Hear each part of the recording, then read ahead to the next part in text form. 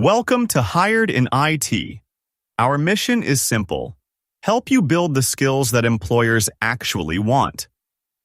Whether you're trying to land your first IT job, switch careers, earn a promotion, or increase your salary, we're here to help. Every video is thoroughly researched and designed to make complex IT topics easy to understand. If there's an IT topic you'd like us to cover, leave a comment below. We may turn your suggestion into our next video. Turning IT knowledge into career opportunities. In our last video, a ransomware attack encrypted every file on the computer. The attacker didn't even look at them, but you couldn't access a thing. That was a direct hit to availability, one of the 3 pillars of the CIA Triad. Today, we master the full model behind every security decision you'll ever make. A nurse opens a patient's electronic chart and sees the penicillin allergy has been erased. The next dose is minutes away. Someone tampered with that data without authorization, and if that injection goes through, the patient could die. The security failure here is integrity, one leg of the CIA Triad. This model doesn't just protect credit card numbers, it protects lives. By the end of this video, you'll be able to define the CIA Triad in plain English, break down each pillar with concrete examples, pinpoint which pillar broke in any incident, and use the Triad as a checklist to evaluate security controls. No fluff, just the skills that actually show up in interviews and on the job. The CIA Triad is a security triangle where each pillar depends on the others. Confidentiality keeps data secret, integrity assures it hasn't been altered, and availability guarantees it's there when you need it. Break one, and the entire model shakes. And no, CIA doesn't stand for the intelligence agency. Since the 1990s, the CIA Triad has been the bedrock of information security, baked into standards like ISO 27001, NIST, and GDPR.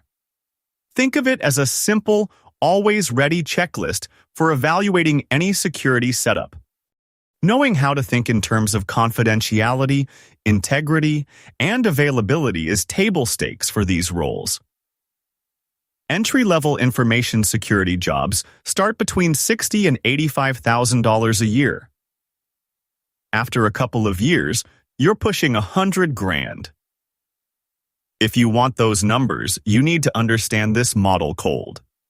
Imagine a bank teller who's a huge fan of a singer that banks at the same branch. Out of curiosity, the teller pulls up the singer's account. No business need, just wants to see the balance. That's a confidentiality breach. Confidentiality means only those with a legitimate need get to see data. Without it, private information becomes public. Here's how confidentiality works. Your data sits behind an access gate. Only authorized users with encryption keys and proper clearance get through. Everyone else is blocked. The goal is simple: keep secrets out of the wrong hands.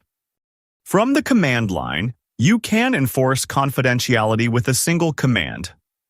Right now, secret.txt is readable by everyone. That's a problem. The chmod command with 600 permissions strips away access for group and others, locking the file down to the owner only. It's a basic but critical step to protect sensitive data. Let's lock down an AWS S3 bucket before it leaks customer data. I'll navigate to the bucket, switch to the Permissions tab, and enable Block All Public Access. That one setting prevents the kind of exposure that's made headlines. Confidentiality in the cloud means never trusting default settings. Quick check. You just locked down an S3 bucket with Block All Public Access. Which pillar of the CIA Triad does that safeguard? Pause for a moment, then continue. The pillar is confidentiality. It keeps the data hidden from anyone who shouldn't see it.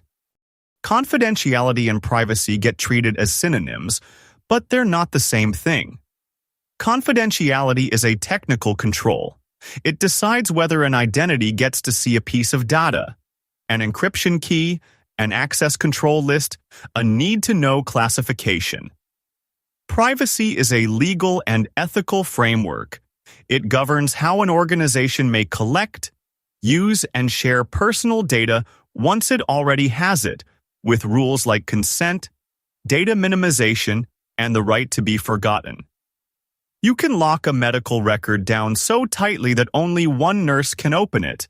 That's perfect confidentiality.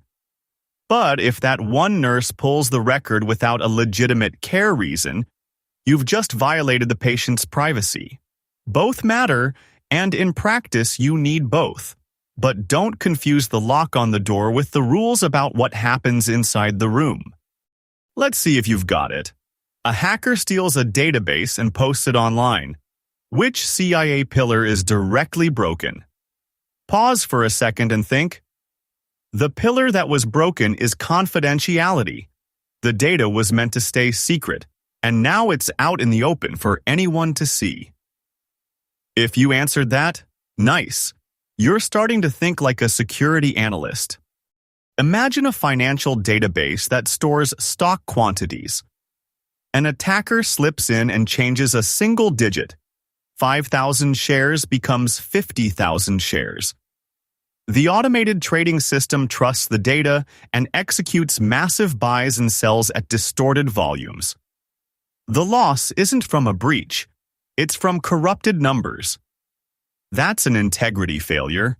The data was no longer accurate or trustworthy. Integrity, the second pillar of the CIA Triad, means ensuring that information stays unaltered except by authorized means, from the moment it's created to the moment it's consumed. The simplest tool for detecting integrity failures is a hash function like SHA-256. You take the original file and run it through the function. Out comes a short, fixed-length checksum. You store that checksum safely. Later, when you need to verify the file, you run it through the exact same hash function and compare the new checksum to the original. If even one bit in the file changed, the checksums won't match, and you immediately know integrity was broken. This one technique is behind everything from code signing to blockchain, and it's a non-negotiable skill on the job. Let's see this in action. In a terminal, the SHA-256 sum command computes the SHA-256 hash of any file. First, we generate the fingerprint for our contract PDF and save it in a hash file. Later, we run SHA-256 sum with the check flag to verify the file against that stored hash, and it passes because nothing changed. Now here's the power. We append some fake text to the PDF and run the check again. This time it fails instantly. The hash no longer matches. That red failed is your integrity alert. This is the foundation for file integrity monitoring, secure software downloads, and evidence handling in incident response. This is the mistake almost every beginner makes at least once. Assuming encryption protects integrity, it doesn't. Encryption locks the content so nobody can read them. But if an attacker captures an encrypted packet, they can still flip bits inside it. Without a separate integrity check, like a hash or a digital signature, the recipient will decrypt garbage, or worse, a maliciously crafted value, and never know something went wrong. Real-world security stacks always pair encryption with integrity. TLS, the encryption that secures every HTTPS website. Does it? VPNs do it. Disk encryption does it. Remember, encryption keeps secrets. Hashes keep truth. Time to connect some dots. Remember the ransomware attack from part 1? All your files were locked, but the attacker never actually read them. So which pillar took the hit? If you answered availability, You remembered the one key distinction. The data was still confidential, still accurate, but you couldn't reach it. Recalling older lessons is how you build a security instinct that sticks. So give yourself a mental high five if you got it right. Here's what almost everyone gets wrong about availability. They think it's just about uptime, making sure the server isn't down. But a 99.99% service level agreement means nothing if a DDoS attack, a distributed denial of service attack that floods a service with traffic to make it unavailable, takes your online store offline during Black Friday. Availability is about ensuring authorized users can access the system and the data they need when they need it, even when an active attack is underway. It means building systems that survive deliberate disruption, not just accidental crashes. That's why availability controls include load balancers, redundant infrastructure, off-site backups, and DDoS mitigation, because a service that's up at 3 a.m. but dead at 3 p.m. isn't really available. So what does a highly available architecture actually look like? It starts with a user sending a request. That hits a load balancer, which constantly checks the health of your web servers. If server A goes down, the balancer instantly shifts all traffic to server B without the user ever noticing. Behind them, a clustered database with replication and automatic failover ensures the data layer stays online too. And beyond this diagram, you'd add a warm disaster recovery site in another region, redundant power supplies, and a DDoS scrubbing service. This is how we turn availability from a wish into an engineered reality. And in the next scene, we'll look at what happens when even that chain breaks. But high availability isn't just about load balancers and redundant servers. A true availability chain adds backup power, so a power outage doesn't kill your servers, off-site backups, so a fire or flood at the data center can't destroy all copies, and DDoS mitigation at the edge that scrubs malicious traffic before it ever hits the load balancer. This layered defense ensures one failure doesn't cascade into a total outage. Remember the Amazon S3 outage in 2017? A single engineer's typo took down a massive chunk of the internet, costing companies millions in lost revenue. For a small business, an hour of downtime can mean losing customers forever. They simply click over to a competitor. Availability isn't just a technical metric, it's directly tied to revenue and reputation. Now let's see a practical availability control in action. On Windows Server Backup lets you schedule a recurring backup to a network share. That way, if the original server dies, you can restore data and services from the backup, minimizing downtime.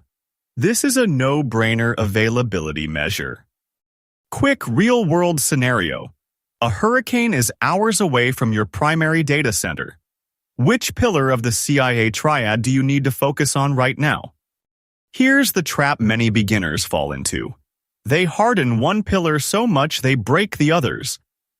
Lock down confidentiality so tight that nobody can work, or prioritize availability so much that you leave the doors wide open.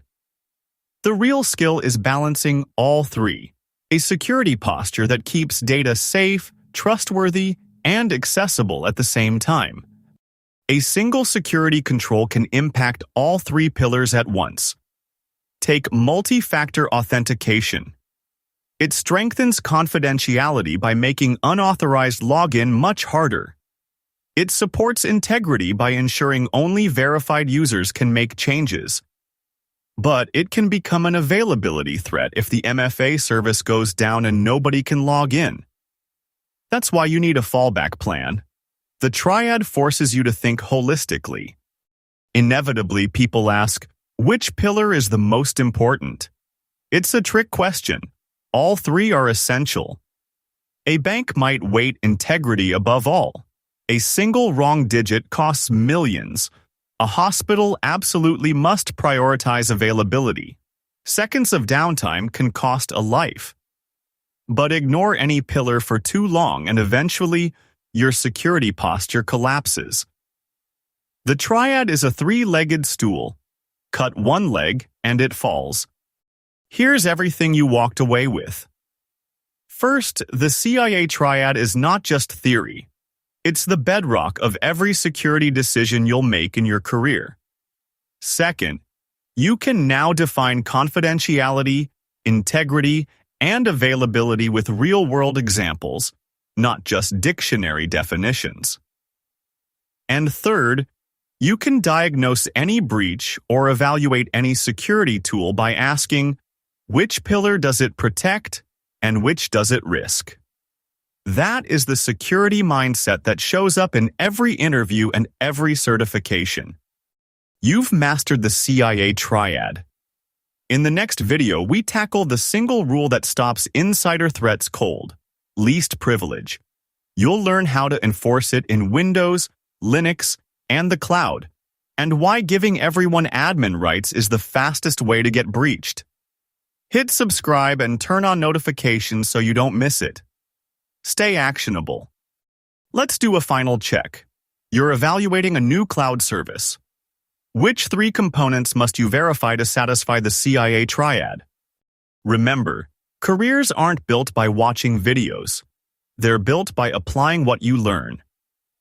Pick one thing from today's lesson, build it, document it, and share it.